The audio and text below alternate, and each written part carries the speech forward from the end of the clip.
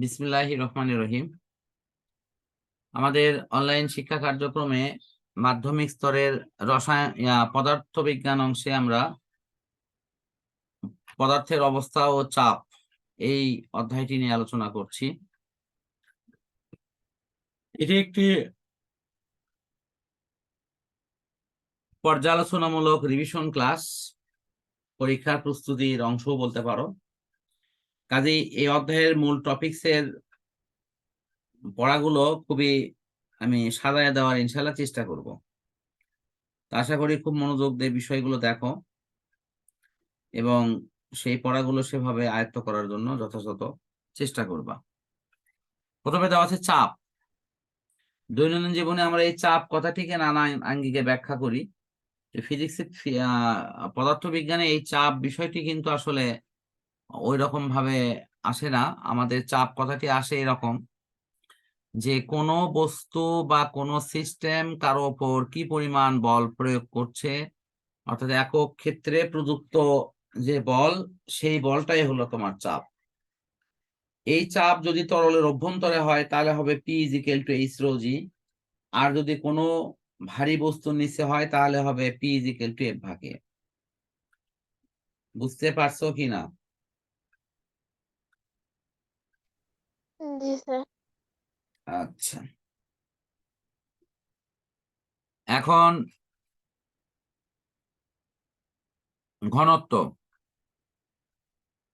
ঘনত্ব হলো বস্তুর ভরভাগ আয়তন। তাহলে এটা কি? এটা হলো যে একক আয়তনের ভরকে ঘনত্ব বলে। এখানে বেশ কিছু বস্তুর ঘনত্ব দেওয়া আছে, তুমি যদি এটি দেখো তাহলে নিজেও বুঝতে পারবা। সোনার ঘনত্ব, পারদের ঘনত্ব, লোহার ঘনত্ব, পানির ঘনত্ব, মানবদেহের ঘনত্ব, এগুলো একটু হলেও কিন্তু পড়বা এবং মনে রাখার চেষ্টা করবা। আমি যে অন্তত যে কটা বললাম, ঠিক আছে? সোনার ঘনত্ব, পারদের ঘনত্ব, পানির ঘনত্ব, দেখো এখানে বরফ আছে কি না, বরফ মনে হয় নাই, তাহলে ওই যে মানবদেহের ঘনত্ব, এগুলো একটু মনে রাখার চেষ্টা করো। আচ্ছা, এখন আসো যে দৈনন্দিন জীবনে ঘনত্বের ব্যবহার। ঘনত্বের মাধ্যমে আমরা কিন্তু সবচেয়ে যে জিনিসটা ভালো বুঝি সেটা হলো যে কোনো বস্তু আসলেই আমাদের কি বিশুদ্ধ কি না, এটা কিন্তু সহজে আমরা ঘনত্বের মাধ্যমে বুঝতে পারি। কারণ প্রত্যেকটা বস্তুর একটা নিজস্ব ঘনত্ব আছে। যদি ওই বস্তুর ঘনত্ব সেই ঘনত্বের সাথে ম্যাচিং করে তাহলে আমরা বুঝবো যে সেটি ভালো, বিশুদ্ধ বস্তু। আর যদি না করে তাহলে সেটি হয়তো আমাদের কাছে অবিশুদ্ধ অথবা ভেজালযুক্ত মনে হবে। তরলের অভ্যন্তরে চাপ, এটা আমি অলরেডি কথা বলেছি, P = H ρg। এই থিমটা এখানে আছে। এখানে গভীরতা বাড়লে চাপ বাড়ে, ঘনত্ব বাড়লেও চাপ বাড়বে। আর্কিমিডিসের সূত্র এবং প্লবতা। এই সূত্রর আঙ্গিকে পড়াগুলো এরকম যে তোমার কোনো বস্তুকে আংশিক বা সম্পূর্ণরূপে তরল বা গ্যাসীয় পদার্থে নিমজ্জিত করলে বস্তুটি কিছু ওজন হারায় বলে মনে হয়। এই যে বস্তুর আপাত আর হারানো ওজন বস্তু কর্তৃক অপসারিত তরলের ওজনের সমান। সহজ কথা হলো এই যে দেখো, যে বস্তুটাকে এখানে দেখা যাচ্ছে, তুমি যদি এই বস্তুকে যদি এখানে ডুবে দাও, মনে করো এই বস্তুর ওজন ছিল আগে 5 নিউটন, ডুবানোর পর হলো 3 নিউটন, তাহলে বলা হচ্ছে যে এই বস্তু যে 2 নিউটন ওজন হারালো, সে তখন ওই 2 নিউটন পানিকেই সে অপসারণ করবে। কয় নিউটন বলতো? 2 নিউটন পানিকে সে অপসারণ করবে। এই মোটামুটি আমাদের এখানকার বিষয়। আচ্ছা, এখন তোমার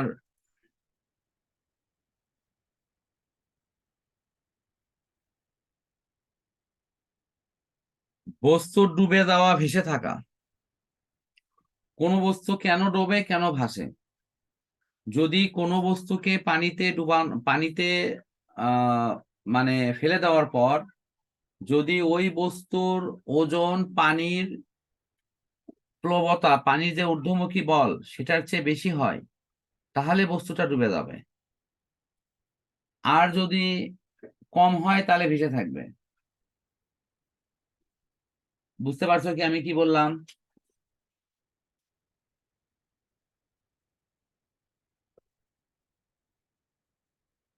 বস্তুর ওজন বেশি, প্লবতা কম। হ্যাঁ, বস্তুর ওজন বেশি, প্লবতা কম, তাহলে কিন্তু ডুবে যাবে। আবার বস্তুর ওজন কম, প্লবতা বেশি, তাহলে বস্তু ভেসে থাকবে। আবার বস্তুর প্লবতা আর ওজন দুটোই সমান সমান, তাহলে বস্তুটা ডুবে ভাসবে। বুঝতে পারছো কি না? জি স্যার। আচ্ছা, লাস্ট আর একটা ফরম্যাট আছে, সেটা হলো ঘনত্ব দিয়ে। ঘনত্বটাও একটু আমার সাথে সাথে রেসপন্স করো।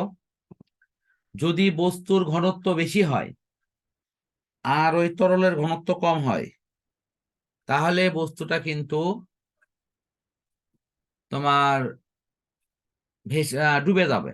আবারও বলতেছি, বস্তুর ঘনত্ব বেশি, তরলের ঘনত্ব কম, তাহলে বস্তু ডুবে যাবে। বস্তুর ঘনত্ব কম, তরলের ঘনত্ব বেশি, তাহলে ভেসে থাকবে। বস্তুর ঘনত্ব আর তরলের ঘনত্ব দূরে যদি সমান সমান হয়, তাহলে বস্তুটা ডুবে ভাসবে। ক্লিয়ার?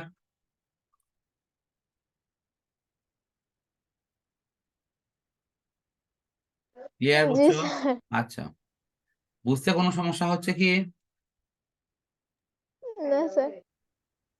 আচ্ছা, বাংলাদেশে নৌ দুর্ঘটনার কারণ। বাংলাদেশে নৌ দুর্ঘটনার পেছনে মূল কারণ হলো সবাই নৌকার যে মানে ভর বহনের সামর্থ্য আছে তার চেয়ে বেশি ভর তারা বহন করে, অর্থাৎ বেশি যাত্রী তোলে, বেশি মালামাল তোলে। এটা নকশা যথাযথ মানের করে না। তারপরে এই যে কখন ঝড় আসবে, কখন আবহাওয়া খারাপ হবে, এই বিষয়ে যথাযথভাবে তারা ট্রেনিং নেয় না। তারপরে তাদের মালপত্রের যে সংরক্ষণের যে সিস্টেম সেটি যথাযথ মানের নয়। আর চালকের এক ধরনের ত্রুটি, এগুলো কিন্তু তোমার নৌ দুর্ঘটনার মূল কারণ। তা আবহাওয়ার কত কারণে বিষয়টা আমাদের যে কোনো নৌকা যখন বা জাহাজ যখন ছাড়া হয়, লঞ্চ যখন ছাড়া হয়, তখন এগুলো আবহাওয়ার খোঁজ খবরটা ঠিক ঠিক মতো নিয়ে কিন্তু আমাদের ছাড়তে হবে। এবং এটি চালনা করার সময় আমাদের অবশ্যই এক ধরনের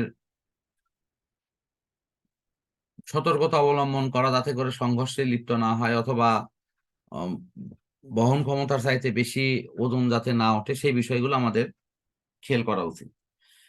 এরপর আছে প্যাসকেলের সূত্র। দেখো, প্যাসকেলের সূত্র হলো কোনো আবদ্ধ বস্তুতে যদি আমরা বল প্রয়োগ করি, সেই বল কিছুমাত্র না কমে সব দিকে সমানভাবে সঞ্চালিত হয়। এই প্যাসকেলের সূত্র ব্যবহার করে এখানে হাইড্রোলিক প্রেসের নীতিতে অঙ্ক দেওয়া আছে। এখানে দুইটা সূত্র আছে, তুমি খেয়াল করো। এই যে একটা সূত্র, এই যে একটা সূত্র, এবং এগুলোর আঙ্গিকে কিন্তু তোমার পরীক্ষায় প্রশ্ন হয়। এটা আমি একটু আগে বললাম, F1 ভাগ F2 ইজিক্যাল টু A2 ভাগ A1, এইটাই কিন্তু এখানে ডাইরেক্ট লেখা আছে। আর এখানে কাজের থিমটাও কিন্তু পরীক্ষায় অঙ্ক আসে, যেটা এখানে দেয়া আছে আর কি। তো আমরা মোটামুটি এই অধ্যায়ের প্রায় শেষের দিকে চলে আসছি। চাপ, বায়ুর চাপ নিয়ে কথা আছে। বায়ুমণ্ডল সবসময় চাপ দিচ্ছে, সেই থিম ব্যবহার করে এখানে দেখানো আছে। বায়ু বের করে নিলে এই চাপের ফলে দেখো এগুলো কিভাবে চ্যাপ্টা হয়ে গেছে, সেগুলো দেখানো আছে। টরেসেলির পরীক্ষা। তো টরেসেলির পরীক্ষাতে আমরা এই অংশটা এই নেক্সট ভিডিও সেশনে আমি তোমাকে এটি দেখাই দিচ্ছি। টরেসেলির পরীক্ষা থেকে আদর্শ বায়ুমণ্ডলীয় চাপ, এই অপশনগুলো। তো এখন আমরা এই অংশটা মোটামুটি শেষ করে নিচ্ছি, পরবর্তী সেশনে এটা দেখাই দেবো ইনশাআল্লাহ।